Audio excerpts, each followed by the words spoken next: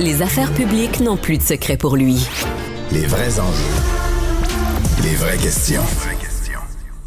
Cube Radio. Cube Radio. En direct à LCN. À LCN. Alors, fin du recours aux agences privées, le gouvernement Legault a trouvé une solution temporaire. La crise appréhendée sur la Côte-Nord, en Abitibi aussi. Une équipe volante, publique. Nos analystes vont nous dire ce qu'ils en pensent. Emmanuel Mario-Paul, bonsoir. Bonsoir, Sophie. Ah, les Bonsoir. gens disaient, on se rappelle, vous n'avez pas pensé aux réalités des régions. Le ministre a réagi rapidement. Il était avec toi, Paul, un petit peu plus tôt à la joute. On écoute un extrait. Ça va changer la dynamique parce que là, on passe d'une dynamique de confrontation à une dynamique de concertation. Ouais. Puis là, on dit, écoutez, on peut-tu travailler ensemble? Pour le bien des patients.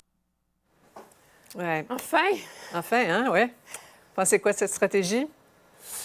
Christian Dubé a clairement sorti un lapin de son chapeau aujourd'hui, parce que si les agences privées pensaient l'avoir coincé, parce que ce qui s'est passé, c'est qu'il y avait eu renouvellement des contrats entre le gouvernement et les agences, qui pourvoient plus de la moitié du personnel à certains moments sur la Côte-Nord. Or, certaines agences auraient, depuis quelques jours, décrété qu'il n'y avait pas de personnel qui se portait volontaire, et puis donc, on ne peut pas remplir le contrat, et c'est ça qui a créé la pénurie.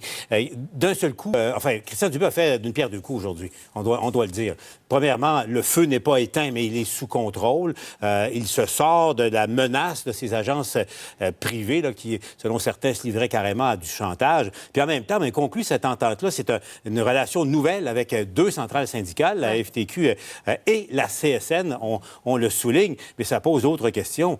La FIC n'est pas là. La FIC qui représente l'immense majorité des infirmières qui ne jouent pas dans ce Québec nouveau qui est en train de se dessiner pendant que les patients ont besoin d'aide. La FIC n'est pas là. Oui, c'est bloqué dur. La FIC qui relance, Mario, ses moyens de pression, exclut pas la grève non plus. Et on entendait plutôt avec Julie, le vice-président, qui disait qu'on a proposé ce principe-là, puis on a eu un non ferme de Sonia Lebel.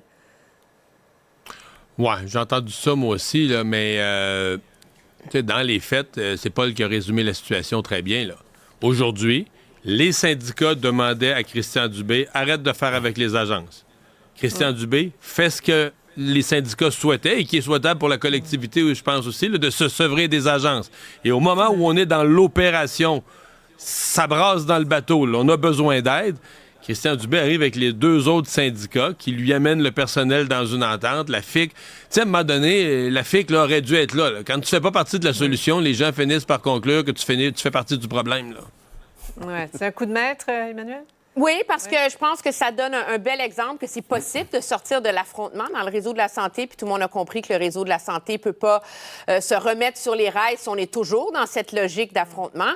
Surtout, c'est que ça donne une feuille de route pour la suite des choses, parce que tout d'un coup, tu as des infirmières qui aiment ça, elles, aller travailler 18 heures par jour pendant 8 jours de temps pour revenir à la maison puis être avec leur famille le reste du temps. Mais ces femmes-là, elles vont être aussi bien payées qu'avant, mais en plus, elles vont éventuellement avoir accès à un fonds de pension, des congés payés et tous les avantages de faire partie du service public. Donc, pour le gouvernement qui cherche une façon de ramener les infirmières d'agence dans le public, mais là, on a une feuille de route et une opportunité supplémentaire pour essayer de les convaincre. Bien. Parlons des jeunes et des écrans. C'est un sujet essentiel, un débat important, de plus en plus à l'avant-scène. On a vu les recommandations des jeunes caquistes. Écoutez. On se sent vraiment comme les cobayes, dans le sens qu'il y a une utilisation qui a été faite, qui n'a pas été encadrée.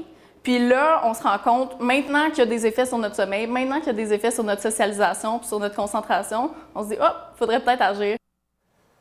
Les cobayes, hein? C'est pas rien. La majorité numérique, là, on aimerait la fixer à 16 ans, plus sévère qu'en France, en Floride. Vous en dites quoi?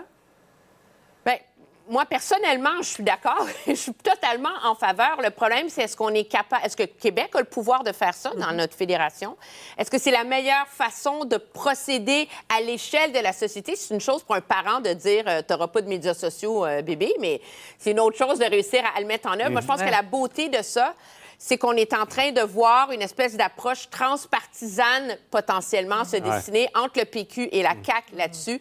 Puis objectivement, sur ce dossier-là, c'est la seule façon d'avancer. Ouais, ce que je note aussi, c'est que je reprends, là, je réécoute l'argumentaire de cette jeune femme, Mme Diop. C'est intéressant, tu sais, on est d'accord ou pas, mais peu importe, c'est argumenté et ça vient de jeunes, solide. justement, qui provoquent le débat. Ça venait de Mario ou de moi ou d'Emmanuel, c'est pas la même chose. Moi, des jeunes provoquent ce débat-là, qui est un débat de société. Joëlle Boutin, elle ajoute, le disait aussi elle-même, elle est contre, comme mère de famille de jeunes ados, là, elle est contre, mais il faut en parler, et puis il faut trouver un forum, il faut que ça se fasse. Joëlle proposait une commission parlementaire, peu importe, mais c'est un débat de société contemporain qui est hyper important au Québec en ce moment. Ouais. Je sais pas pour vous, mais Mario, moi, j'ai le sentiment que ce téléphone-là, les réseaux, ça a changé effectivement notre cerveau, non? Peu importe l'âge qu'on a. Là. Complètement. On imagine les jeunes. Complètement. On imagine les jeunes. Moi, je dis bravo aux jeunes de la CAQ, vraiment, pour cette sortie-là. D'abord, parce que ils n'ont pas eu peur. Là. C'est sûr qu'ils ont eu la discussion entre eux. Regarde, notre chef, François Legault, vient de dire il y a quelques semaines à l'Assemblée nationale qu'il n'avait pas trop le goût de toucher à ça. Alors, ils auraient pu, les jeunes, un peu rentrer dans leur terrier en disant, ben là, tu sais, on peut... Non, ils ont choisi de brasser leur propre parti, de pousser. Puis c'est excellent sur un sujet qui les touche directement. Et je pense que, tu sais, la CAQ a aussi besoin de ça. Là. On sent que c'est un parti qui est en deuxième mandat, qui s'encroute un petit peu, puis que son programme du deuxième mandat était moins ambitieux que le programme du premier mandat. À se faire brasser par la commission jeunesse, en ce qui me concerne, c'est parfait, surtout sur un sujet important comme celui-là. Mario aime ça, des commissions jeunesse qui brassent. J'aime ça, Mario. Oui. Oui, absolument. On va parler du ministre Pierre Fitzgibbon qui a un peu semé la confusion aujourd'hui en parlant des taxes sur l'essence. On en discute au retour.